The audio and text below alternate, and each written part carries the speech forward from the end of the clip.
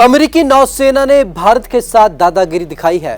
ये हुआ लक्षद्वीप में, जहां अमेरिकी युद्धपोत EEZ जोन में घुस गए और साफ तौर पर कहा कि उन्हें इससे कोई फर्क नहीं पड़ता।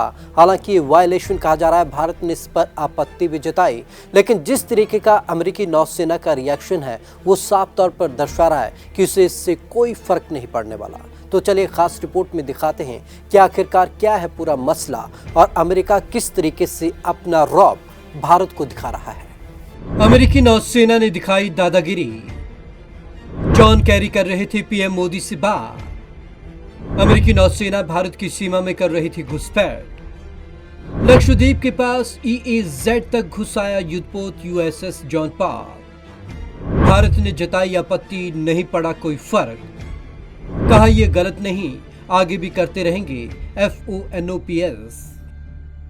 पूरा देश और दुनिया कोरोना वायरस की दूसरी और तीसरी लहर से जूझ रहा है। अमेरिका तो खैर कोरोना से प्रभावित देश है। पूरी दुनिया कोरोना वैक्सीन की रफ्तार तेज करने और उस पर काबू पाने की जद्दोजहद कर रही है, अमेरिका भी। इन सब के बीच अमेरिका अपनी दादागिरी दिखाने से बाज नहीं आ रहा। वो अपने दोस्त भारत के साथ ये दावा खुद अमेरिकी नौसेना ने किया है।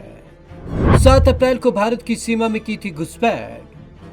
बुधवार यानी कि 7 अप्रैल को जब क्लाइमेट मामलों के अमेरिकी राजदूत जॉन कैरी भारत आकर प्रधानमंत्री नरेंद्र मोदी से मिलने वाले थे, तब अमेरिकी नेवी का युद्धपोत USS जॉन पॉल जोन्स यानी कि डिस्ट्रॉयर बिना अनुमति लक्षद्वीप के पास भारत के एक्सक्लूसिव इकोनॉमिक जोन यानी कि EEZ में अभ्यास कर रहा था। यही नहीं, उसने दावा किया कि इस एक्सरसाइज के लिए भारत की परमिशन लेने की जरूरत नहीं है। अमेरिकी नौसेना का कहना है कि वह फ्रीडम ऑफ नेविगेशन ऑपरेशंस करती रही है और आगे भी करती रहेगी।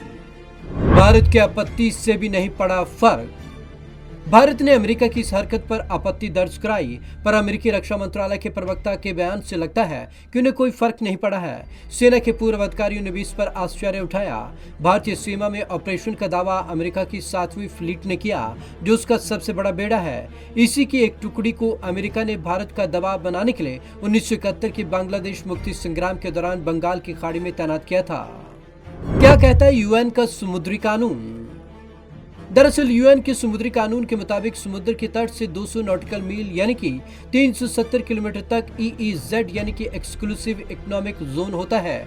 ऐसे में भारत के EEZ में प्रवेश से पहले US के जहाज को अनुमति लेनी थी, लेकिन उसने ऐसा नहीं किया। अमेरिकी जहाज 130 नॉटिकल मील यानी कि 240 किलोमीटर तक घुसाया। यह दावा खुद अमेरिकी नौसेना के 7वें बेड़े ने किया। क्या है FONOPS? अमेरिकी नौसेना का कहना है कि उसका यह operation freedom of navigation operation था, यानी कि FONOPS, और वह इस तरह के ऑपरेशन से उन देशों की समुद्री सीमा में घुसकर चुनौती देता है जो अपनी समुद्री सीमा को बढ़ा चढ़ाकर दिखाते हैं। यह किसी एक देश के खिलाफ नहीं है और ना ही यह किसी तरफ का कोई पॉलिटिकल स्टेटमेंट है। 1989 से अमेरिकी नौसेना कर रही ऐसा ऑपरेशन। ये पहली बार नहीं जब अमेरिकी नौसेना ने ऐसा ऑपरेशन किया। वह इस तरह के ऑपरेशन को 1979 से अंजाम देती आ रही है। अमेरिकी सेनाएं हिंद प्रशांत क्षेत्र में डेली बेसिस पर ऑपरेट करती हैं।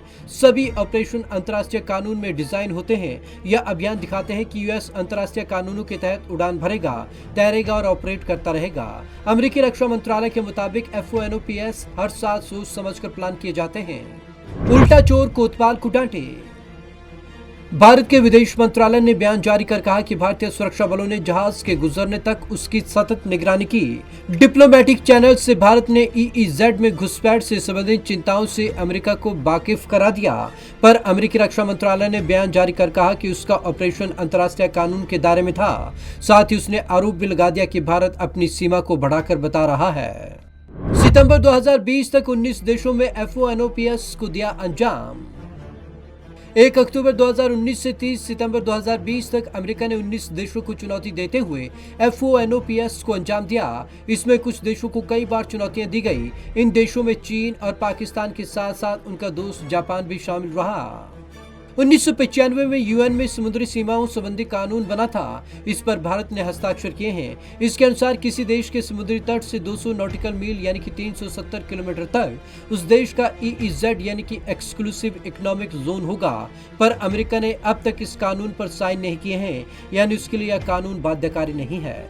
हकीकत यह भी है कि समुद्र में तट से 12 नॉटिकल मील यानी कि करीब 22 किलोमीटर तक की सीमा मानी जाती है। मुख्य भूमि से 200 नॉटिकल मील तक EEZ को माना जाता है। इस लिहाज से देखें तो अमेरिका ने कोई अंतर्राष्ट्रीय कानून नहीं तोड़ा है। यूएस नेवी ने 2016 की रिपोर्ट के मुताबिक अमेरिका भारतीय समुद्री सीमा में 1985 से इस तरह के ऑपरेशन कर रहा है। Bureau report, Punjab Kesari TV. इस पूरे समझौते पर अमेरिका ने साइन नहीं किए हैं, इसलिए मानता है कि वो इस चीज को मानने के लिए बाध्य नहीं है और इसने इसमें कुछ भी गलत नहीं किया है। तो आज की इस खास रिपोर्ट में बस इतना ही। विवेक शर्मा को दीजिए इजाजत। नमस्कार।